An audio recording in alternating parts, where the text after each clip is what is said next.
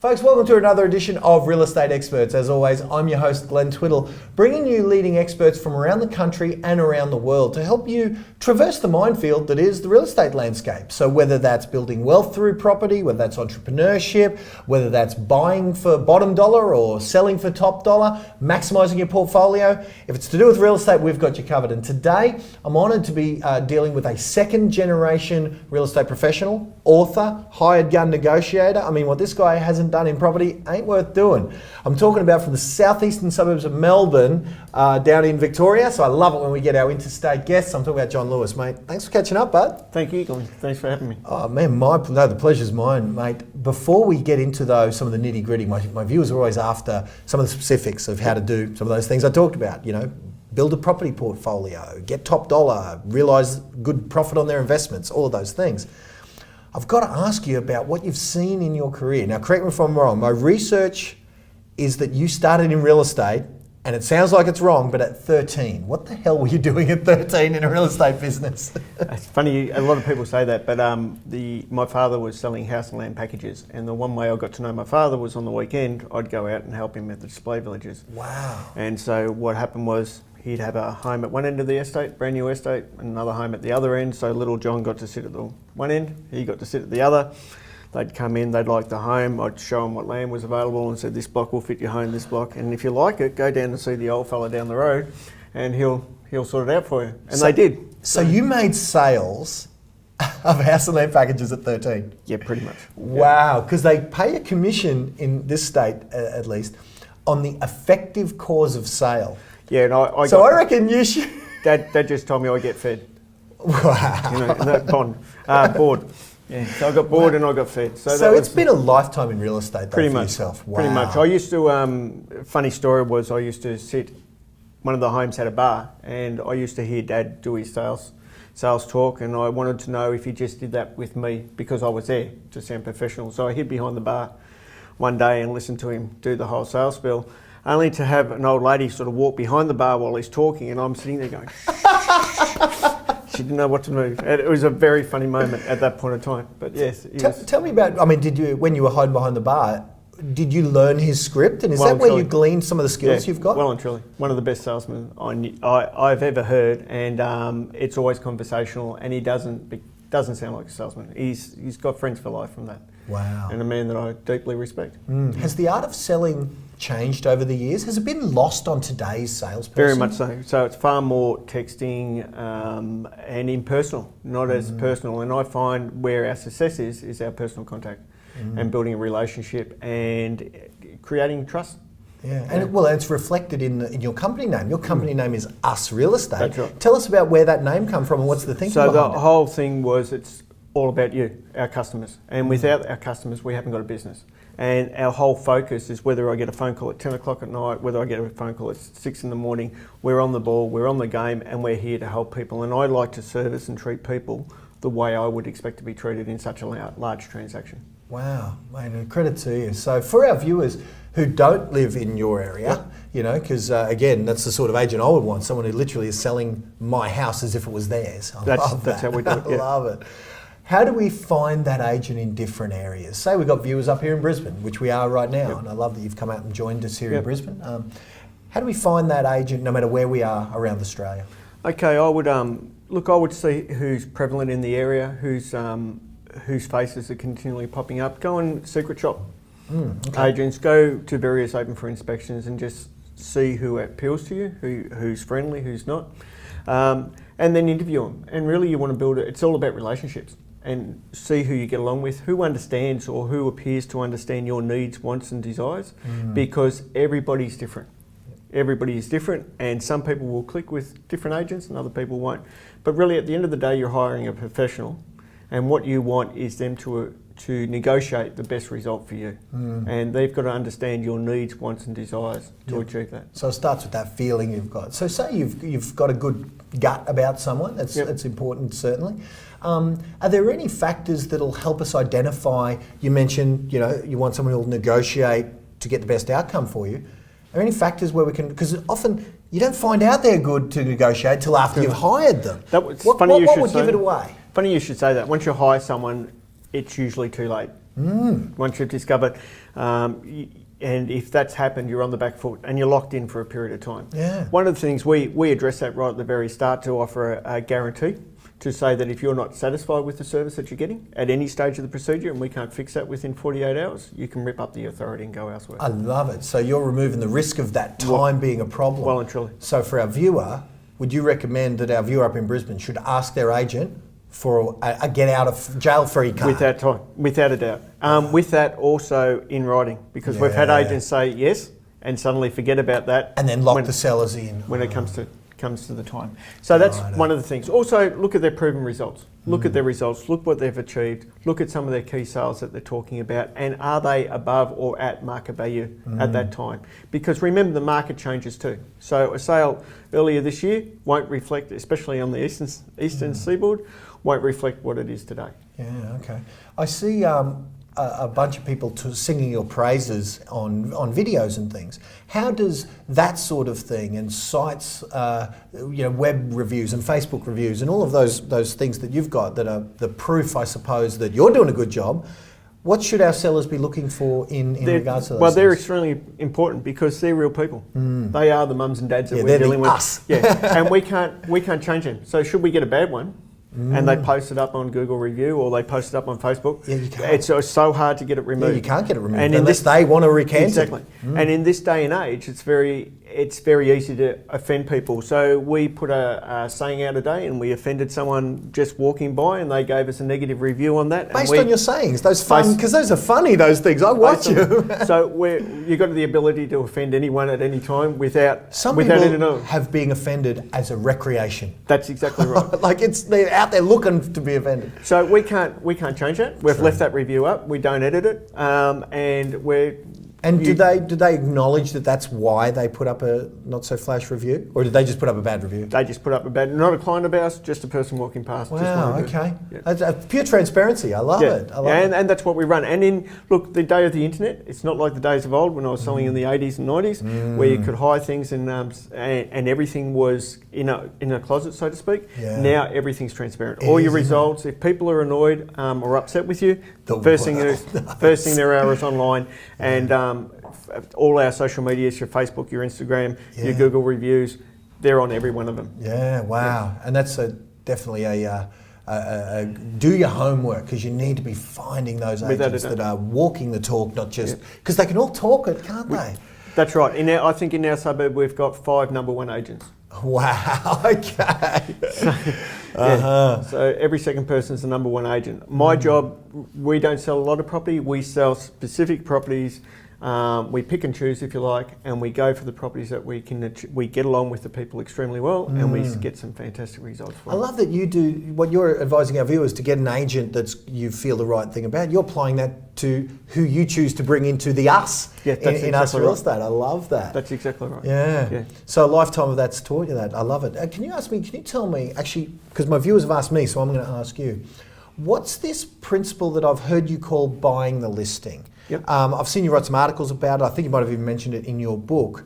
What is buying the listing that an agent does? And tell me why it's such an easy trap to fall into. Glad you asked that question, because in a depressed market, if you like, or a declining market, if you like, what happens, vendors tend to be 6 months behind in where the market is, and sellers seem to be up to the minute on where the market is. Buyers, you mean? Buyers, sorry, yes. Buyers are up. So sellers are still thinking we're in our boom time. That's exactly right. And the buyers are the ones that are telling us otherwise. That's exactly right. Because the market goes in cycles, and you've seen about 10 cycles in a 30-year career. So if the next door neighbour sold at 550, then my home's got to be worth 600. And that's what the vendor's thinking.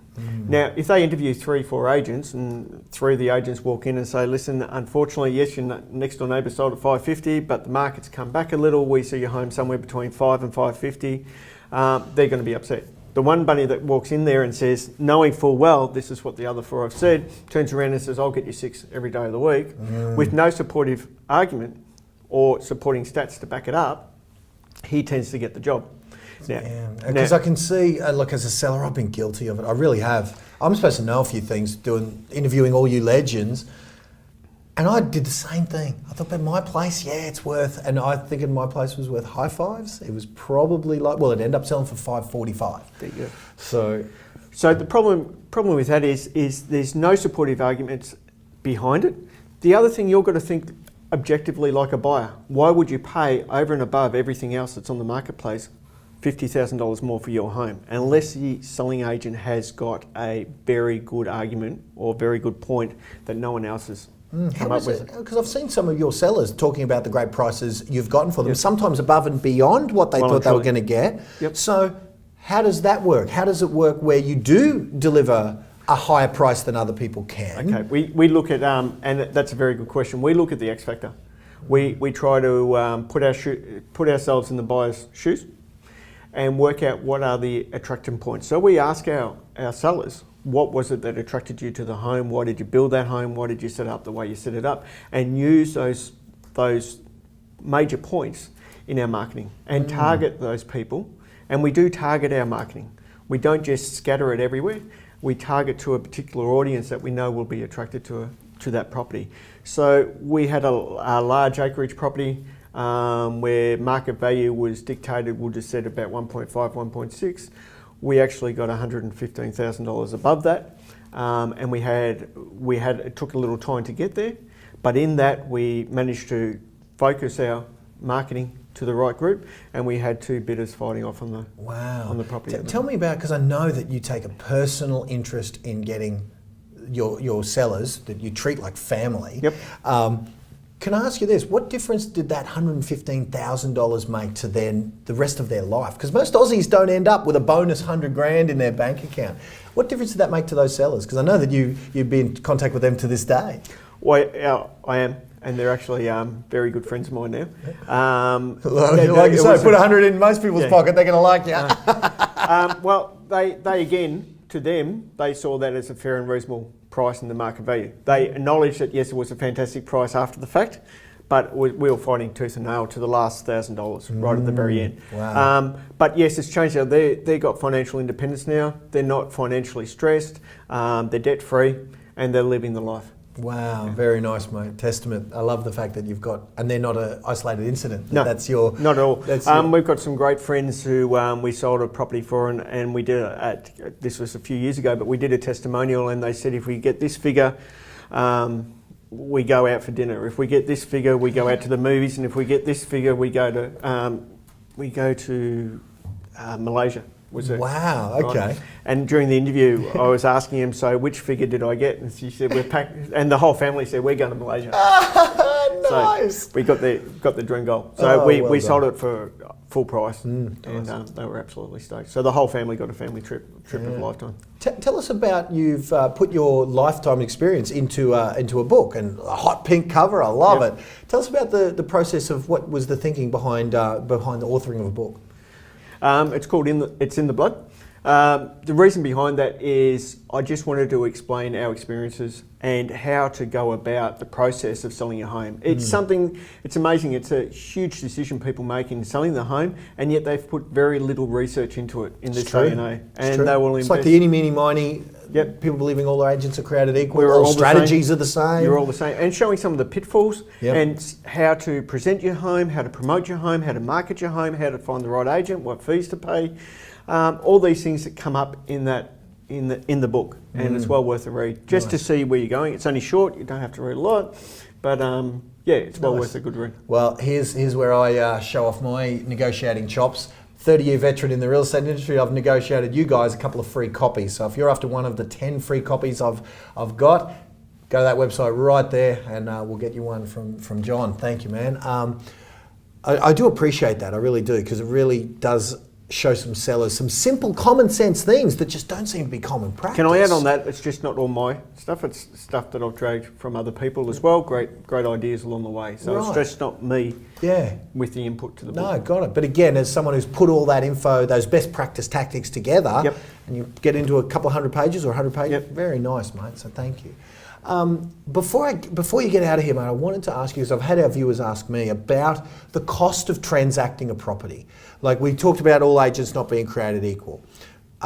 Some seem like they're going to work for a seller for free. Like I've had some people say, this guy literally is going to charge me a couple $100 and he's saying he wants to, and it's almost free.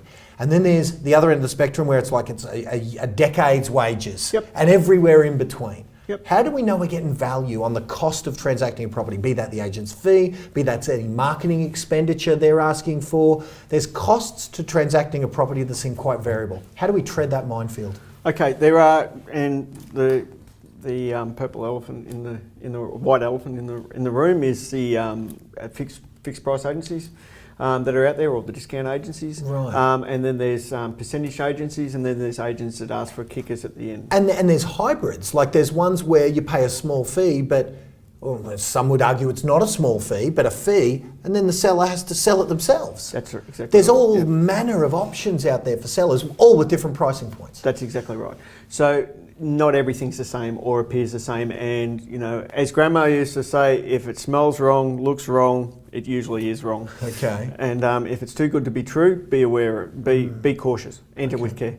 Now, the thing is, when we go to an interview or into a presentation to put forward our case on why we should sell their home and why they should become our clients. I love how you say why you should accept them. I mean, it's not arrogance though. You're making sure there's a two-way street. Exactly right. If we're not on the same path, we're not going to do their job. It's all about relationships. Yeah. It really is.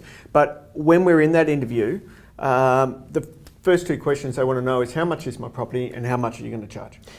And as agents, we're not idiots, so we do know the higher the price we put on your property and the cheaper the price we quote, the more likely we're to get the business. Wow. And you've mentioned that those are the two criteria that we should be doing almost the opposite. Exactly right. Now the reason being is the cheapest agent is not necessarily the one that charges the least amount of fees. The cheapest agent is the one that gets you the most money in your back pocket at the end of the transaction. That is the cheapest agent. And as an agency, I'm proud to say we've got proven results after result after result, and can supply testimonial after testimonial of people that we've done that. And we've created relationships over 30 years. I've got people that I've sold for their parents, for the kids, for the kids' kids. Wow. And that just and all their friends and Speaks associated volumes, families. man. That's what we do. And they're family friends, and we're invited to birthday parties, christenings, and all special occasions. So we're part of the family, and they're also part of our family, and we're quite proud of that. It's Nice. amazing experience. So you go with an agent that's going to get you more money in your back pocket and has a systems in place and a proven record in place on how to go about that. So if we were to get real specific, because this is a great question, that what should we be looking for in terms of what proof is adequate, and what systems should we be on the lookout for to know that we're dealing with, someone who fits those criteria as opposed to someone who just says they do? Okay, as an agent, our job is to create a competitive atmosphere, and go to their opens, have a look at what they're doing at their opens, have a look how they interact with the other buyers and what they're saying and how they're playing off the other buyers in the actual room. And are they speaking loud enough that the other buyers can actually hear your interest and create that competitive environment? Wow. Have they established multiple buyers in the room at the same time? This is something that just doesn't happen, and it takes creative marketing and good practices to actually create that environment for their purchase. Yeah, so say For let's get out in ourselves. the field. Yep. And let's witness it firsthand, perhaps even not pretending to be a buyer, but being amongst all of that buying activity to make sure we're getting the right job. Well, Yeah. truly. Nice. And in a declining market, that's something that you really need. You just can't have an agent sit back on his laurels waiting for buyers to come to him. Yeah. Talk to us, you mentioned targeting before in your marketing. Talk to us about how you target your marketing, because I've seen some of the stuff you've done on Facebook, Is that one of your targeting principles? Talk to us, how do you hone that to get those buyers into a busy open home so that our viewers can identify that no matter where they're looking? Okay. What we try to do is create a range, a price range. So it's the bottom of the range is attractive enough to get buyers in the door. We come from an eBay generation, if you like, so price is everything. Yeah. So if it's priced incorrectly, and you've got 30 properties on the market and you're sitting 5% above everybody else, again, when the market's receding, you're not going to get anyone because people are busy. So you've got to make sure your pricing strategy is correct. You also got to work out what market. It's no use on a small lot trying to attract developers to it because they're not going to be interested in that. Right. Lot. So you want to make sure your marketing is attracting the right type of buyers there. So if it's in Victoria, if it's under $600,000 or around the $600,000 mark, it's great for first home buyers because they are able to get a stamp duty rebate. So again, you want to mention first home buyers or your first time out or first project, something along those lines to entice your first home buyers to prick their ears up and then show the potential or hint at the potential. But the marketing is not designed to sell your home online. My marketing is you in. exactly right. Yeah. So it's a journey. So we're giving you a teaser. We're just giving you enough to come to the property, have a look at it, meet us, and let us do our job, because that's what we do. Yeah. Certainly a couple of decades experience is shining through in this interview, mate. So I really do appreciate it. And I love that last point's an interesting one, because I've interviewed a lot of agents on this show, and a lot of them do give everything online, attempting to make the sale online. I love that this is new school technology that you're using, meeting old school principles that are proven. So all agents certainly aren't created equal, John. I thank you for spending a bit of time here today. Thank you. Mate, much appreciated. And guys, until next time, another episode of Real Estate Experts in the Can. Do avail yourself of John's book. It's in the blood, and with 3 decades experience, you will see why. So guys, thanks again for watching. I hope that's been as informative for you as it has for me. And until next time, bye for now.